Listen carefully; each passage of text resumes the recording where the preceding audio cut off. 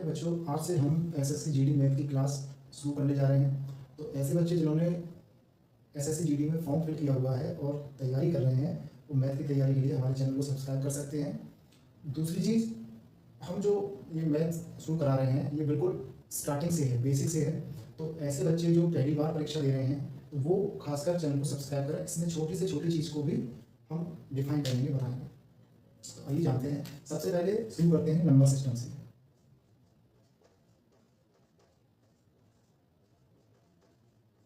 हिंदी में number system को कहते हैं संख्या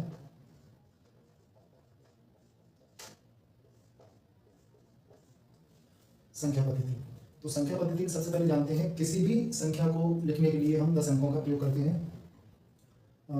0 1 2 3 4 5 6 7 8 9। कोई भी संख्या बनाने के लिए हम 0 से लेकर 9 तक अंकों का प्रयोग करते हैं। इन्हीं अंकों को कई तरीके से स्थान बदलकर हम किसी भी संख्या का निर्माण करते हैं। जैसे 42, इसमें हमने क्या किया, 4 अंक लिया और 2 अंक लिया, दोनों को साथ रख दिया तो ये संख्या बन गई। अब इसी संख्या के अंकों को अगर हम अंकों का स्थान बदल दें, 2 को आगे कर दें, 4 को पीछे कर दें, तो ये कोई दूसरी संख्या बन गई। 42 के संख्या के अंकों को हमने उनका प्लेस चेंज कर दिया तो एक नई संख्या बन गई। तो कहने का मतलब है, किसी भी संख्या को लिखने के लिए हम 10 अंकों का प्रयोग करते हैं। इन्हीं से सारी संख्याओं का निर्माण होता है। आगे जानते हैं, जो अंक होते हैं उनको डिजिट्स कहते हैं। तो अंक जो है, अंक 2 प्रकार के होते हैं। अगर इनके प्रकार देखोगे तो 2 प्रकार के होते हैं। एक तो 2 प्रकार से मतलब इनके जो मान होते हैं वो 2 होते हैं। एक होता है जातीय मान, दूसरा होता है स्थानीय मान। जातीय मान को कहते हैं लोकल वैल्यू, स्थानीय मान को बोलते हैं प्लेस वैल्यू। तो जानते हैं जातीय मान और स्थानीय मान के बारे में। आप इसका स्क्रीनशॉट ले सकते हैं।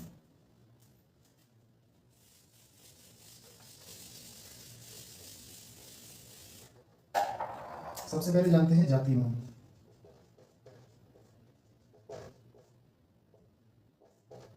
तो जातीय मान को हम कह सकते हैं किसी अंक का जातीय मान स्वयं वही अंक होता है। किसी अंक का जातीय मान स्वयं वही अंक होता है। जैसे उदाहरण, अगर हमसे कोई 8 का अंकीय मान पूछे, अगर पूछ रहा है तो आंसर 8 ही होगा। 8 का अंकीय मान कितना होगा, 8 ही होगा, या 8 लिख देते हैं। ऐसे ही अगर हमसे 10 का, तो संख्या हो गई, 6 का अंकीय मान पूछ रहा है तो 6 ही होगा। सेम 2 का अंकीय मान कितना होगा, 2 होगा। 9 का अंकीय मान कितना होगा, 9 होगा। तो आप सभी अंकीय मान पता कर सकते हैं। अब आगे बढ़ते हैं।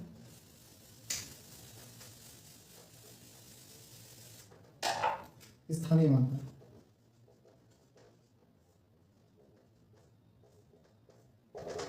स्थानीय मान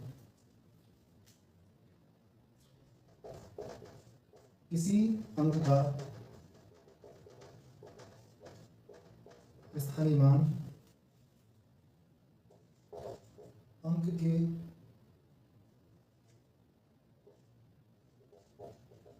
संख्या में रखे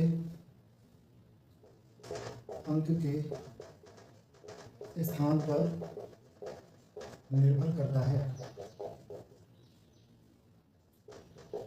उदाहरण, जैसे ये कोई संख्या है, इसमें हमें 4 का स्थानीय मान बताना है।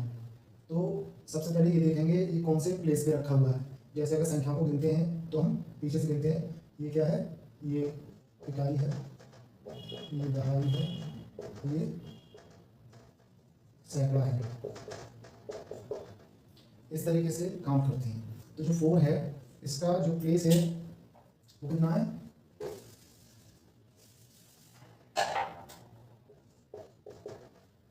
इसे इस तरीके से हम निकाल सकते हैं। जैसे 5 है, इसको ये रख दो, ये सैकड़ा पे है, तो ये देखो 4 के बाद कितना है, एक अंक है, तो एक 0 लगा देंगे।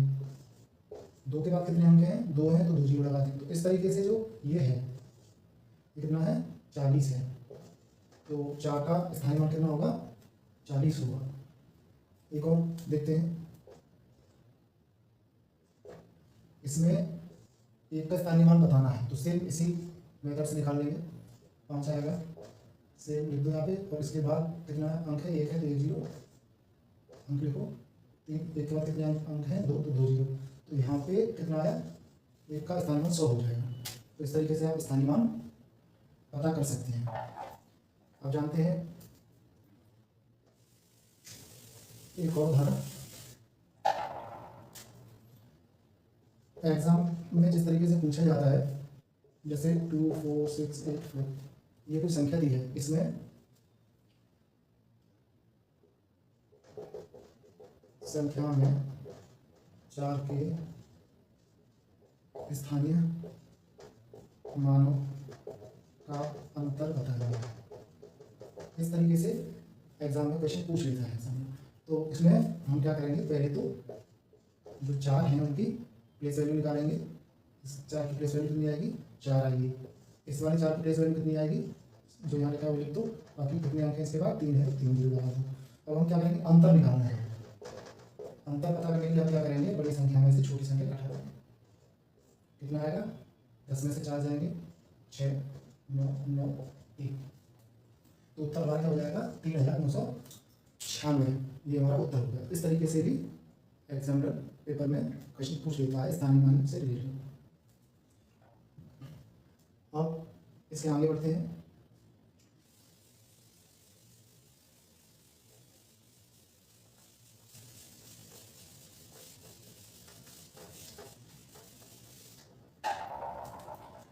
अब जानते हैं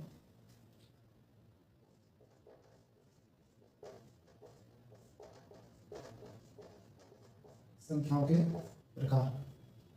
तो सबसे पहले नंबर 1, प्राकृतिक संख्या। प्राकृतिक संख्या, तो प्राकृतिक संख्या कौन सी संख्या होती है, ये कह लो कि गिनती की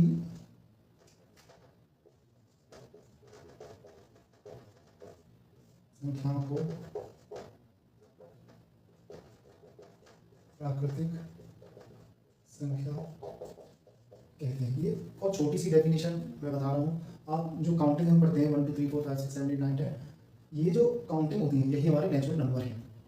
अब इसमें ध्यान रखने वाली बात क्या है, उदाहरण पहले देख लेते हैं इसका। उदाहरण जैसे 1 2 3 4 इस तरीके से। अब इसमें जो रिमेंबर पॉइंट है, जो याद रखने वाली बात है, वो है कि सबसे छोटी प्राकृतिक संख्या क्या होगी, 1 होती है। सबसे छोटी प्राकृतिक संख्या 1 होती है। और दूसरी जो जरूरी बात है वो है कोई भी प्राकृतिक संख्या सबसे बड़ी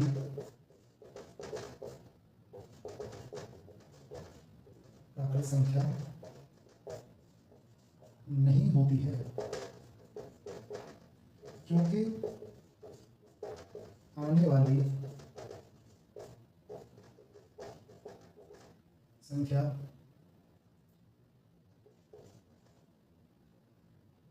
पिछली संख्या से भी बड़ी होगी। कहने का मतलब है सबसे छोटी प्राकृतिक संख्या तो 1 होती है, लेकिन कोई भी प्राकृतिक संख्या सबसे बड़ी प्राकृतिक संख्या नहीं हो सकती है। क्योंकि हमने अगर कह दिया कि 1000 सबसे बड़ी प्राकृतिक संख्या है, तो हम क्या करेंगे, इसमें प्लस 1 कर देंगे, 1000 एक आ गया, तो ये 1001 तो 1000 से बड़ी प्राकृतिक संख्या हो गई। किसी ने कहा कि 1 करोड़ सबसे बड़ी प्राकृतिक संख्या है, तो उसमें आप +1 कर दीजिए। +1 करने के बाद 1 करोड़ 1 आ जाएगा, जो 1 करोड़ से भी बड़ी संख्या होगी। तो कहने का मतलब है कोई भी प्राकृतिक संख्या सबसे बड़ी प्राकृतिक संख्या नहीं होती है, क्योंकि उसके बाद आने वाली संख्या पिछली संख्या से भी बड़ी प्राकृतिक संख्या होती है। तो ये दोनों चीज़ें आप ध्यान रखना प्राकृतिक संख्याओं के बारे में। तो अब आगे बढ़ते हैं, इसका स्क्रीनशॉट ले सकते हैं।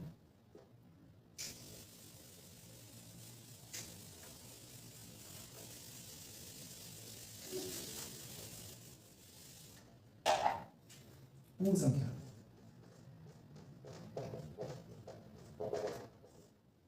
पूर्ण संख्या।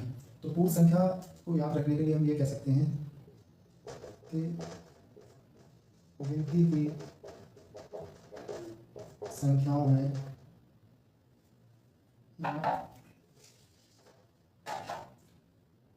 को 0 से शुरू करने पर वह पूर्ण संख्या कहलाएंगी। उदाहरण 0, 1, 2, 3, 4 इस तरीके से। प्राकृतिक संख्या 1 से शुरू होती है और पूर्ण संख्या 0 से शुरू होती है। इसमें आप रखने वाली जो बात है वो है कि सबसे छोटी पूर्ण संख्या 0 होती है। इसमें भी सेम वही चीज़ है, कोई भी पूर्ण संख्या सबसे बड़ी पूर्ण संख्या नहीं होती, आने वाली संख्या उससे बड़ी पूर्ण संख्या हो जाएगी। तो ये आप याद रखिए इसमें। अब इसके बाद अगली संख्या देखते हैं।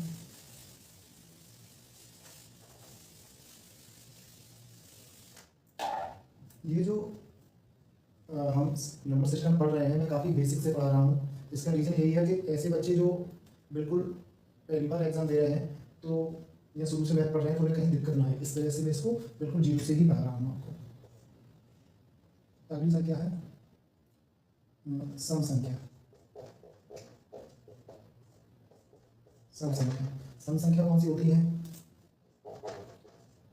ऐसी संख्याएं जो 2 से पूरी तरह कट जाती हैं, सम संख्या कहलाती है। उदाहरण 2, 4, 6, 8। जैसे मान के चलिए 16 है। 16 सम संख्या है कि नहीं, ये पता करने के लिए हम क्या करेंगे, 2 में 16 का भाग दे देंगे। 2 से 16 8 बार कट जाएगा, इसका मतलब कह सकते हैं जो 16 है वो सम संख्या है। सेम कोई भी संख्या हो, जैसे 100 है, 100 सम संख्या है कि नहीं ये पता करने के लिए हम 2 का भाग दे देंगे, तो पता चला 100 में 2 का भाग 50 बार चला गया। तो इसका मतलब हम कह सकते हैं 100 सम संख्या है। अब जानते हैं अगला जो नंबर है वो है विषम संख्या। तो ऐसी संख्या जो 2 से पूरी तरह नहीं कटती हैं वे विषम संख्या कहलाती हैं। उदाहरण 1, 3, 5, 7 इस टाइप से। ऐसी संख्या जिनमें 2 का भाग नहीं जाता पूरी तरीके से वे विषम संख्या कहलाती हैं। जैसे मान के चलिए 4 है, 4 में अगर हम 2 का भाग दें तो सॉरी इसमें तो चला जाएगा सम संख्या, 3 ले लेते हैं तो यहाँ पे 2 एकम 2, यहाँ शेष 1 बचा। तो जो शेष मान बचा इसका मतलब ये कि 3 पूरी तरीके से 2 से नहीं कटी है, तो 3 क्या है, विषम संख्या है। तो आज हमने संख्या पद्धति के अंदर अंकों के बारे में पढ़ा, संख्याओं के बारे में पढ़ा और जाति मान स्थानीय मान सीखे। उसके आगे संख्याओं के प्रकार में प्राकृतिक संख्या, पूर्ण संख्या, आपकी सम संख्या, विषम संख्या आदि आज हमने जो कंटेंट है इसका अध्ययन किया है। इसके आगे हम नेक्स्ट लेक्चर में पढ़ेंगे।